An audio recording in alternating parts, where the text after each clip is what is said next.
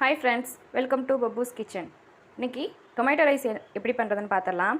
அதுக்கான இன்க்ரீடியன்ட்ஸ், ஒரு cup rice எடுத்திருக்கேன், 3 தக்காளி எடுத்திருக்கேன், 2 பெரிய வெங்காயம், இஞ்சி பூண்டு பேஸ்ட்டு, புதினா, 3 பச்சை மிளகாய், பட்டை, கிராம்பு, ஏலம், ஆஃப் லெமனு, ஆயில். இப்போ ஸ்டவ் ஆன் பண்ணி குக்கரை வச்சுக்கலாம். ஆயில் காயிடுச்சு.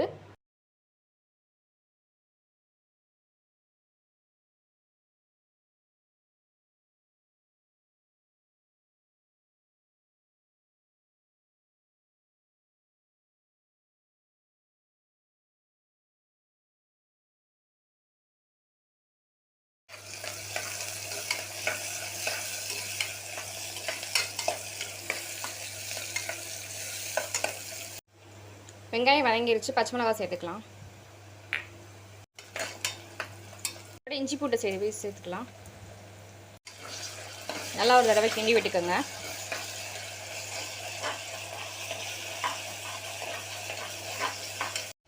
இஞ்சி பூண்டு பேஸ்ட் வதங்கிருச்சு. இதில் கொஞ்சம் புதினா மல்லியை சேர்த்துக்கலாம்.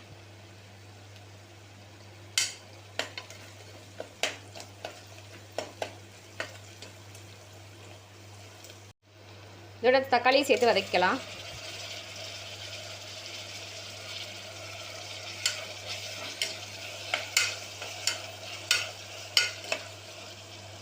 உப்பு சேர்த்துக்கலாம். தக்காளி சீக்கிரம் வதங்கிடும். இப்போ தக்காளி நல்லா வதங்கிருச்சு. இதோட கறி மசாலா தூளை சேர்த்துக்கலாம்.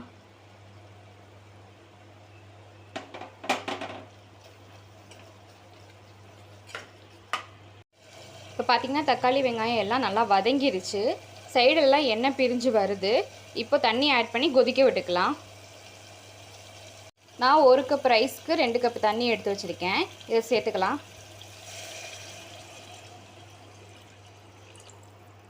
இப்போ தண்ணி நல்லா கொதிக்கட்டும். கொதிச்சு வந்துச்சு. 2 சொட்டு லெமன் விட்டுக்கலாம். ஒரு தடவை கிண்டிடுங்க. இப்போ ரைஸை போட்டுக்கலாம். நான் ஆல்ரெடி வாஷ் பண்ணிட்டேன். இதை சேர்த்துருங்க. இப்போ ரைஸ் கொதி வரட்டும். இப்போ ரைஸ் கொதி வந்துருச்சு. ஃபைனலாக எடுத்து வச்சுருந்த மல்லித்தலையும் புதினா தலையும் சேர்த்துடலாம். அவ்வளோதான், லிட்டை போட்டு க்ளோஸ் பண்ணிடலாம். இப்போ 2 விசில் வரட்டும். அவ்வளோதான் ஃப்ரெண்ட்ஸ், தக்காளி சாதம் ரெடி ஆகிடுச்சு. இப்போ ஒரு தடவை கிண்டி விட்டுக்கலாம் வாங்க.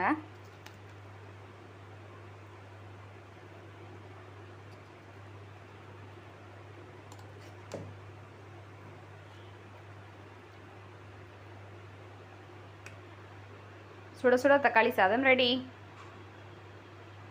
இப்போ எக் ஃப்ரைக்கு நான் 5 முட்டையை ஆல்ரெடி வேக வச்சு எடுத்திருக்கேன். அதை ஹாஃபாக கட் பண்ணியிருக்கேன். அதுக்கு உப்பும் குழம்புத்தூள் 2 ஸ்பூனு மட்டும் எடுத்திருக்கேன். வாங்க எக் ஃப்ரை பண்ணிடலாம். ஸ்டவ் ஆன் பண்ணி பேன் ஹீட் பண்ணிக்கோங்க. அதில் ஆயில் விட்டுக்கலாம்.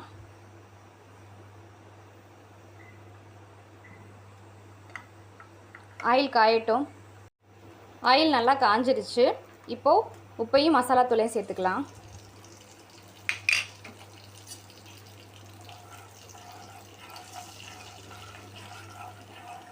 இதை 1 நிமிஷம் மட்டும் இப்படி கிளறி விட்டுக்கோங்க.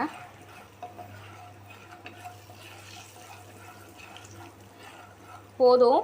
இதோட முட்டையை நம்ம சேர்த்துக்கலாம்.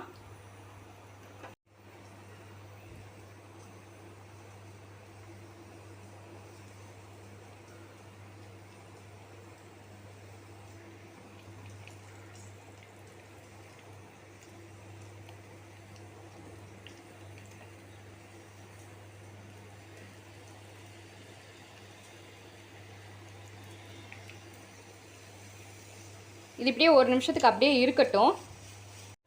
1 நிமிஷம் ஆயிடுச்சு. இப்படியே எக்கெல்லாம் திருப்பி விட்டுக்கலாம்.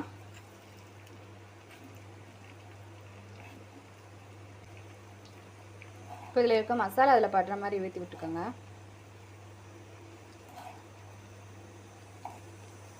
அவ்வளோதான் ஃப்ரெண்ட்ஸ், எக் ஃப்ரை ரெடி.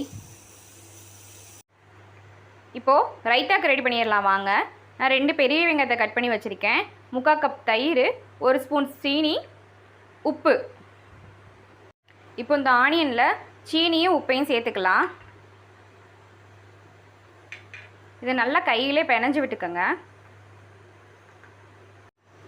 இப்போது உப்பையும் சீனியும் நல்லா மிக்ஸ் பண்ணியாச்சு. தயிர் விட்டுக்கலாம். இது எல்லாத்தையும் ஒரு தடவை நல்லா மிக்ஸ் பண்ணிக்கோங்க.